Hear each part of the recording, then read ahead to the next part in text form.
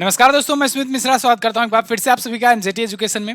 दोस्तों, ट्विटर पर और इंस्टाग्राम पर ऑल आइज ऑन राफा क्यों ट्रेंड कर रहा है? बॉलीवुड के सेलिब्रिटीज जो हैं इसमें किस प्रकार से इन्वॉल्व हो गए और इसके बाद से बॉलीवुड बायकॉट भी ट्रेंड करने लग गया है, जिसकी वजह से कुछ बॉलीवुड से सेलिब्रिटीज अपने ट्वीट्स को, अपने स्टोरी को डिलीट भी करना शुरू कर दिए। ये मामला उठा है ऑल आइज ऑन राफा से, तो ये पहले हम लोग समझेंगे ऑल आइज ऑन राफा क्या है। उसके बाद ये बॉलीवुड सेलिब्रिटीज वाला मामला देखेंगे, फिर जानेंगे ये इंडिया किस प्रकार से लिंक हुआ और इन लोगों का दोहरा रवैया क्या है।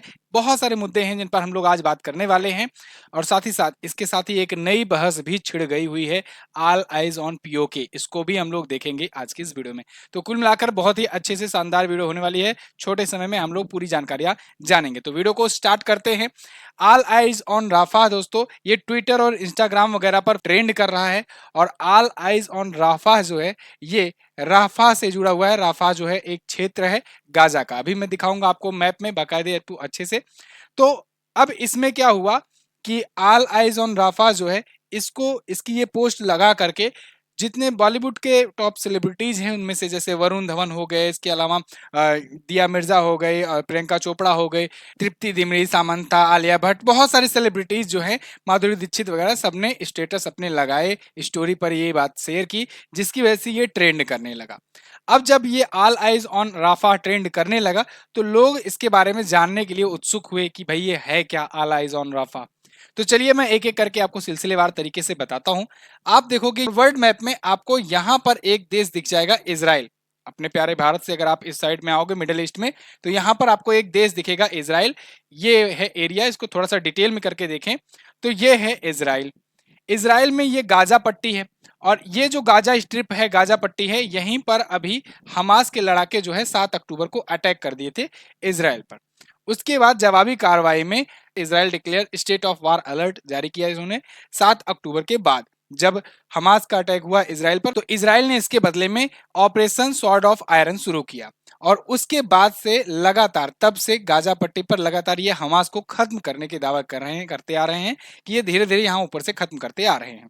अब शुरुआत में क्या हुआ कि जैसे ये है, ये पूरा मैं गाजा पट्टी को ही अगर जूम करके दिखाऊं इतने रीजन को, तो शुरुआत में क्या हुआ कि इजराइल जो है इसने कहा कि भैया नॉर्दर्न एरिया में जो लोग रह रहे हैं गाजा में, वो लोग साउथ एरिया में भागकर चले जाएं, क्योंकि नॉर्दर्न एरिया में हैवी बमबारी हम लोग करने वाले हैं, हमास को पूरी तरीके से खत्म करने वाले हैं। क्योंकि बहुत सारे इजरायली नागरिकों को हमास वालों ने, हमास के लड़ाकों ने किडनैप कर लिया था और किडनैप करके अपने साथ ले गए थे। तो ऐसे में वो डीलिंग भी इसमें साथ साथ में नेगोशिएशन वगैरह भी चल रही थी, साथ साथ में युद्ध भी चल रहा था। लेकिन अब ये धीरे धीरे इधर से पूरी तरीके से यहाँ पर घेर करके नॉर्दर्न एरिया को खत्म करने में, या कहें पूरा कब्जा करने के पीछे लग गई इजराइल की सेना। और जो आम नागरिक थे, सिविलियंस थे, वो भागने लगे इधर साउथ की साइड। धीरे धीरे भागते भागते ये यहाँ पर पहुंचे, फिर धीरे धीरे देखिए इजराइल यहाँ तक भी कब्जा करना शुरू कर दिया। लास्ट में आकर ये रफाह वाला जो क्षेत्र है, जो दक्षिण एरिया में है, साउथर्न एरिया में है, यहाँ पर सिविलियंस आकर के इकट्ठा हो गए। अब ऑब्वियस सी बात है, इतने ज्यादा मात्रा में जो जो पूरा का पूरा यहाँ के एरिया के नागरिक थे, सब आकर एक अचानक से यहाँ पर आ जाएंगे तो यहाँ पर भीड़ बढ़ जाएगी, रिफ्यूजीज की तरह वहां पर रहेंगे कैंप वगैरह लगाकर। तो यहाँ पर इस प्रकार से रह रहे हैं लोग।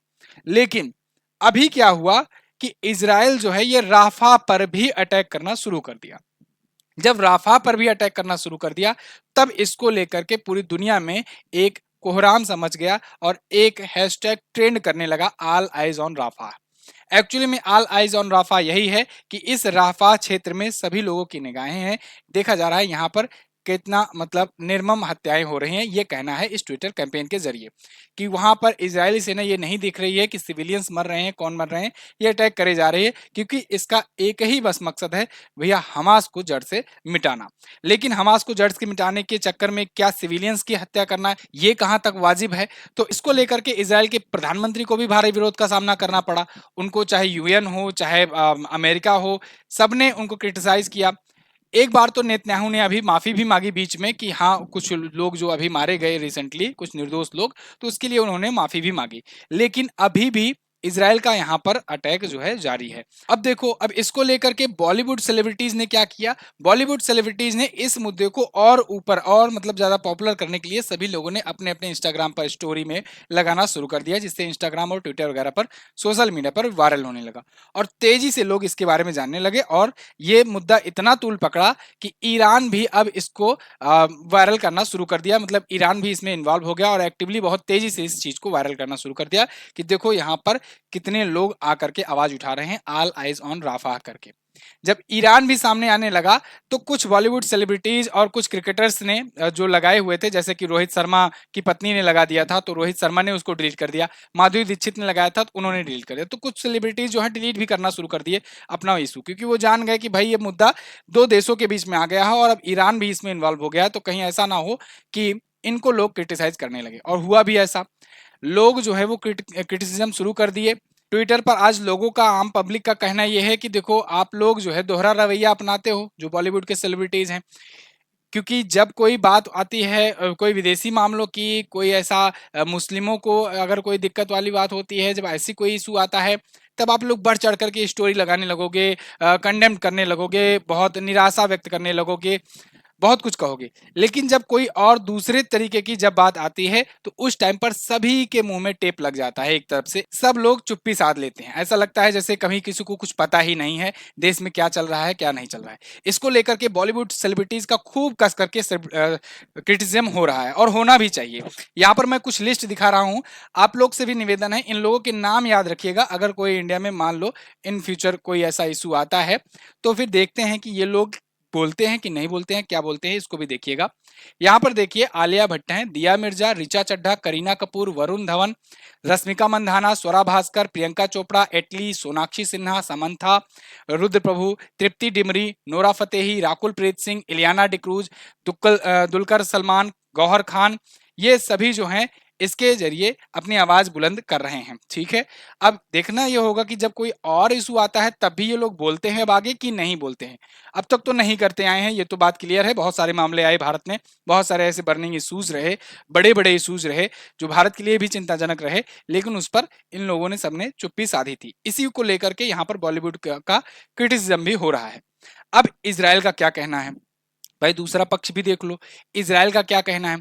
इसराइल का कहना यह है कि देखो इसराइल भी अपने तरीके से ट्रेंड कराना शुरू कर रहा है कि what your eyes don't see, all eyes on Rafah. तो आप लोग देख रहे हो कि सबकी निगाहें राफा पर है, कितना वहां पर दुख हो रहा है। जिसे राफा है तो कुछ इस प्रकार से लोग कैंप वगैरह लगा कर रहे तो रहे हैं, लेकिन नीचे जस्ट उसके क्या हो रहा है, हमास के लोग सुरंगें बना करके यहाँ पर लोगों को किडनैप करके रखे हुए हैं, यहाँ की महिलाओं से रेप हो रहा है, यहाँ के बाकी लोगों के साथ अत्याचार हो रहा है, बहुत सारे लोग अभी भी किडनैप करके रखे गए हैं इसराइल के। तो यहाँ पर क्या हो रहा है उनके साथ वो नहीं दिख रहा है यहाँ पर, इसीलिए इसराइल ने इस चीज को ट्वीट किया है, what your eyes don't see, जो आपकी आंखें नहीं देख पा रही हैं, ऊपर तो दिख रही हैं, अंदर क्या हो रहा है वो नहीं दिख रही हैं।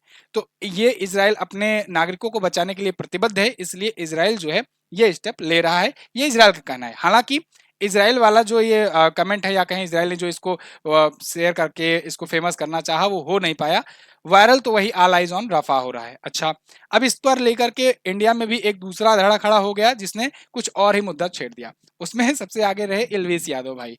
तो इल्विस यादव ने कुछ नया ही छेड़ दिया, इन्होंने ऑल आइज ऑन पीओके लिख दिया और इसको वायरल करने लगे। इन्होंने साथ ही साथ में ये भी कहा कि हम कंडेम करते हैं कि killings of human being in respective, सही बात है, कहीं पर भी अगर ह्यूमन बीइंग का अगर किलिंग हो रहा है तो वो बिल्कुल एक्सेप्टेबल नहीं होना चाहिए, चाहे पीओके हो, चाहे राफा हो, चाहे गाजा हो, चाहे इसराइल हो, कहीं पर भी अगर आम नागरिक मर रहे हैं, मारे जा रहे हैं तो इसको कंडेम करना चाहिए। और इन्होंने साथ ही साथ ये भी कहा है still my eyes on PoK, मतलब हमारी आंखें पीओके पर भी है क्योंकि पीओके में भी अत्याचार हो रहे हैं और पीओके को भी लेना चाहिए। अब देखना है कि इस पर क्या बोलते हैं सब लोग, क्योंकि जब मान लो अगर इन फ्यूचर पीओके को लेने की कोशिश करता है भारत, वैसे तो सब लोग कह रहे हैं कि पीओके खुद ही वहां के नागरिक मिलना चाहने लगेंगे, ऐसा स्थिति आ जाएगा कि खुद ही मिलाना पड़ जाएगा। लेकिन देखना होगा कि उस टाइम पर ये बॉलीवुड के जो सेलिब्रिटीज हैं ये क्या बोलते हैं। अच्छा, आप लोगों ने एक चीज जरूर देखा होगा कि ये बॉलीवुड के जो सो कॉल्ड सेलिब्रिटीज हैं इनका दोहरा रवैया क्या होता है, जब इनकी कोई मूवी आने वाली होती है ना तो ये पहुंच जाएंगे क्रिकेट भी देखने स्टेडियम में, ये पहुंच जाएंगे कहीं पर भी किसी भी मुद्दे पर ट्वीट करने लगेंगे, बहुत सारे सेलिब्रिटी की मैं ऐसा नहीं कह रहा हूँ, जो अक्षय कुमार को भी आप देखोगे यही करते हैं ये। जब लगेगा इनको कि अब मेरी कोई मूवी आने वाली है, कोई बात है, तो उस टाइम पर ये खुल करके किसी देसी मुद्दे पर ये कमेंट करने लगेंगे, ट्वीट करने लगेंगे, बोलने लगेंगे, राष्ट्रीयता की भावना जग जाएगी इनकी भी। आजकल ऐसा ही हो रहा है। तो और बहुत सारे ऐसे सेलिब्रिटीज हैं, क्योंकि उनको लाइमलाइट में आना होता है उस टाइम पर, क्योंकि उनकी मूवी आ रही होती है। तो फिलहाल ये बातें हैं, इस पर आपकी क्या राय है, आप खुल करके बता सकते हैं। मैंने अपनी तरीके से पूरा आपको समझाने का प्रयास किया हुआ है। आपका जो भी इस पर प्रोस्पेक्टिव है, नज़रिया है, आप कमेंट करके ज़रूर बताइएगा। फिलहाल इसराइल और हमास के बारे में मैंने आपको पहले भी वीडियोस दी हुई हैं कई सारी, जिसमें पूरा डिटेल बताया हुआ है। इसराइल कैसे बना है, फिलिस्तीन कैसे हुआ है। देखो, अपने रिश्ते इसराइल से भी अच्छे हैं, फिलिस्तीन से भी अच्छे हैं, ईरान से भी अच्छे हैं, ठीक है ना। तो अपने को बिल्कुल न्यूट्रल तरीके से, प्रोस्पेक्टिव से रहना चाहिए, सबसे बना करके रहना चाहिए। क्योंकि ईरान से अपना चाबहार पोर्ट पर हुआ है साइन, उसको हम लोगों ने 10 साल के लिए लिया हुआ है। और वहीं आईमैक कॉरिडोर के तहत हम लोग इसराइल को भी कनेक्ट करना चाह रहे हैं। और इसराइल में तो हाइफा पोर्ट को अडानी ने खरीद भी लिया हुआ है। तो इस प्रकार से इसराइल से भी अपने रिलेशन अच्छे हैं। तो फिलहाल इस पर भी मैंने आपको वीडियो दी हुई है, आईमैक डील पर, कि आईमैक समझौता क्या है जो G20 में निकल करके आया है। ये सभी पॉइंट्स पर वीडियोज हैं। आपको टॉपिक लिखना है, उसके बाद MJT एजुकेशन सामने लिखना है। किसी भी मुद्दे पर अगर आप जानना चाहते हैं तो यूट्यूब पर वीडियोज देख सकते हैं। Thank you so much. मिलेंगे अगली क्लास में, तब तक के लिए नमस्कार, जय हिंद, वंदे मातरम।